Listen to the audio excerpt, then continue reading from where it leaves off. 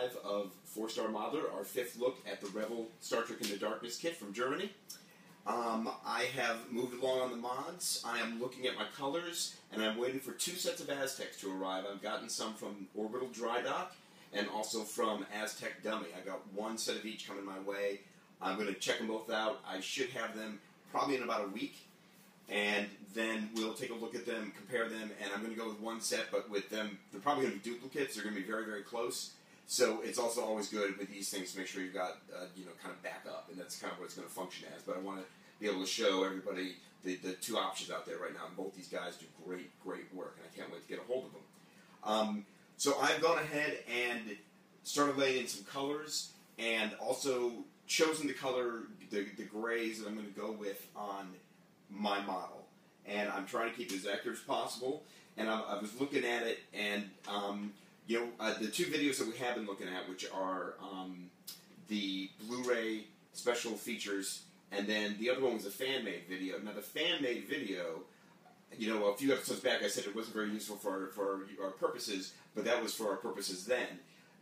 The stuff from the movie is what we actually want to, is what I'm trying to emulate for the color, because the great, the special features is just the model sitting in a space. It's not sitting in outer space, so it's just kind of lit, and it's great for all the details and what it is that we're looking for to make it, structurally accurate. But now, what is the impression when you saw the film? And it's not quite white. That's definitely my take on it. So I'm busting out. What I'm going to take you through right now is the colors. Now, this right here is not a color that I'm going to use, but this is a color swatch that I built when I did my original Enterprise models. And just so you know, and this will be something else a little later, but we've got insignia white, flat gull gray, sack bomber green, and the ratios of this are it was 4 bottles, 1 bottle, and 2.5 grams gets you concrete, this gray concrete. That's what it's technically called. So the nice thing about this color, and it's what I want to emulate on the Rebel kit, is that this gray really has a color push to it that makes it very active. And the pictures I'm going to show you right now, these are the same 2 models, and you can see under the different lighting conditions how the gray is different. Now, we're not technically looking at it. I haven't color corrected these. I haven't. The video is what the pictures are. Your monitor probably isn't calibrated, but you can see how there's just tonal and shade differences on these photos from the lights. These might not necessarily be the accurate color, but this is very close. And this is the color you want to do your original Enterprise. And what I liked about it is the active grayness. So I've gone ahead and I've taken some Flow Quill, and that's the color I'm going to be using, because that's the thinnest enamel I get a hold of, and it's kind of my goodbye to the line, so to speak. Have a little fun with it. When the month that they have discontinued it, it's much more of a railroad model builder, paint line, but it provides a really thin enamel, and you thin it down even more, and it's going to be great. So I built out some gray gradations here. This is the base gray that it came up with, which involved a full bottle of the Reefer White, and then about 5 grams of their lettering gray, their SP lettering gray, and then about 3 grams of their metal platinum. And that's what I came up with here. Now, I thought it was actually kind of dark, too dark to be the base coat, so I went 50% more white, and that's this middle one right here. And it really didn't. And imagine these lines going all the way across. I want to make sure you guys can actually see the tonal changes as well. But this was 50% white, and then I took this gray and then added and made it another 50% white, and that's where I got this. And this is going to be my base coat. And then I think I'm going to go with the original gray as the darker coat for when I'm laying in the Aztecs. People are talking about doing pearlescence, which are kind of they're transparent, and they give it a certain sheen. I'm still trying to make sure that it had those in the movie. I think it did. I'm not quite ready to go there with this kit. Excuse me. I just want to. I'm going to stick to my grays here, and then I like a base, like kind of dull coat finish on these Enterprise ships, because I'm not going to do weathering on it. So this is the gray that I'm going to go for. This lighter gray, and then this darker gray is going to provide the whole plating. And that'll be the lesser of the whole plating, so that the more dominant color will be the lighter gray. And I think that's going to look really nice. So how do I emulate the rest of the ship if I'm not lighting it? Well, I'm going with a couple of different blues because all the, well, not all, but a big chunk of the, the engines and the domes and all that, those are all coming off blue. So what I've done here is I've built out all my windows with micro crystal clear, and then have come in the back and spray painted them. I'm going Tester Sky Blue for these windows here, and I'm going to back it up with silver, and you can see it mutes it a little bit as well, which is nice. And so it's the goal here, and it's tough because some people are using teal in some of these, and I don't want to, that's not a color I would use because it's just not me. And by that I mean I just think that starts that kind of a bright color. That's not quite fluorescent, but it's getting there. I want to avoid this model looking like a toy, and I feel that sometimes that can really lend itself to it. So these blues that I'm going to use have turned out to be chalky and muted, which is what I want, because I don't want them to be overly saturated.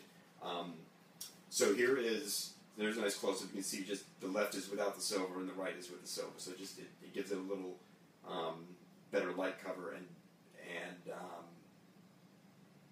look in the background. So I've got also, I have a darker blue that I used on these domes, and it almost comes out gray now because I backed it up with silver again, but it was, this is a blue I made out of Insignia blue, and then some white, and then actually, when I was making it, it got a little light on me, lighter than I wanted it to be, so I threw some black into it, and that really makes it kind of chalky, and it's a muted, steely blue, and because I went light on it and then backed it up with silver, it actually has a kind of a nice dimensionality to it. The paint, I actually like the effect. I'm really happy with it, and I've got the 3 here that have done that. Okay, so that's the blues. That's almost the blues. And let me get. Look at that, huh? I made a couple of passes on the inner domes. Yeah, that's looking pretty good. Let's see here. Okay, yeah. So that's getting there. That's definitely getting there. So that's the blue Tamiya X23 clear blue right here. Bam! I think that's probably the color everyone's going to use. I'm going to make it a little darker, and looking at, we're going to take a look at these decals now. So looking at this, yeah, you know what? I think we just need to be honest here. That's not a very good decal. I mean, it's going to go into this, but oh my goodness. I mean, that's not going to do it. And that, as an aside, I've actually found a few more mods, and now that more people get the kits, a few more are getting squeezed out. So I'm actually going to have another big old review episode of all those next week, because I've kind of spread them all out now over 3 episodes, trying not to make the same thing twice, but that's been kind of hard too. But I think a comprehensive, full-on, where we're at now is going to be needed. For instance, as a preview, this piece right here, there's more plastic detail down in there, and that's just going to need to be painted in because there's really nowhere to build it from what I can tell. So that's got to be taken care of. Now the rest of these decals, and this is why I think I basically went for a blue that's not dissimilar to this. It's my own color, but that's where this is going to be on the bottom hull here, and these are some of the stripes. So they're going to kind of jive with that. And then, as you can see, the rest of these decals are primarily gray and silverish with some red there. I know that these guys who are sending the Aztecs are sending a lot of paint masks with these Aztecs. Both of them are.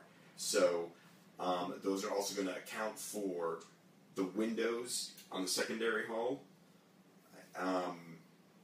Those will be loaded in before I start doing the primer and all that. I'm going to do this also I'm going to break this up. I'm going to assemble it all at the end. But I'm going to paint them all, componently.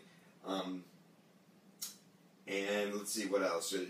Oh, this, I did say I don't like it to look like a toy, but my approach to this, I feel like it would be pretty cool to do a split yellow and blue, a la the very first kind of promo image that they used for Star Trek 2009. I've always liked that because I'm old school, and that is probably the most original series faithful graphic and image or thing that whole company ever ended. It was all downhill from there in some sense. The fingerprints got all over it and it became the JJ Prize essentially. So that's I digress. But I think that would be a nice color, a breakdown, which is a dark kind of yellow and not your traditional Spock sky blue, but it's going to be a darker blue. This would be like the blue from the original TV series, and even then in that first image, it was a little darker with the deltas in it. But I'm not going to put the deltas in it; that would be too much. And then the other colors that there's some reds. Obviously, there's some of the Federation piping, and then I'm going to build out the back of the Impulse grill, and I'm going to give it a little homage, and because I did just build those original series Enterprises, and I have that metallic stoplight fire engine red, no, stoplight metallic red. Even though that's not going to technically be the most accurate color for this, that's going to be my kind of homage to the. It'll be close. It would be a little oranger, I think, a little brighter, but it'll still come out. And I'll show you this piece next week. I drew it all out. It looks really good. So color-wise, that's it. Oh, the one thing that I want to show you here is these are the fins that I'm still modding. But I basically, these two are pretty close to each other, and I'm going to build out the extra ridge and taper down to the fourth. That's where it's going to end. That's where the slope is going to end, and that's going to be my extra little life to it. So these have to get built up a little more. These other two. Speaking of very well engineered parts, these aren't just dupes. They've got actual central ridges here that match up to the engines are going to fit on. I mean, it's like, that's crazy. And also, if you are going to ever build another 650 or a 600 Revel kit, there are a plethora. An original Enterprise. If you're ever going to build an original Enterprise, there are a plethora of extra little plastic sprue sections here that just pop right off and will make perfect running and navigational lights for your top hull. So I've got whatever I got. I saved them all in here. I got there's at least 8, and there's a pair of them that are perfectly dome shaped already, which is like, whoa. I mean, you just put your little clear red on that thing, and that thing's gonna sing. It's gonna look awesome. So save them and sell them. I'll buy them for $1. Those things are just terrific because they're $5 a set in some places. So recycle. Past that, I think that's it for this week. I just want to give you a brief color look.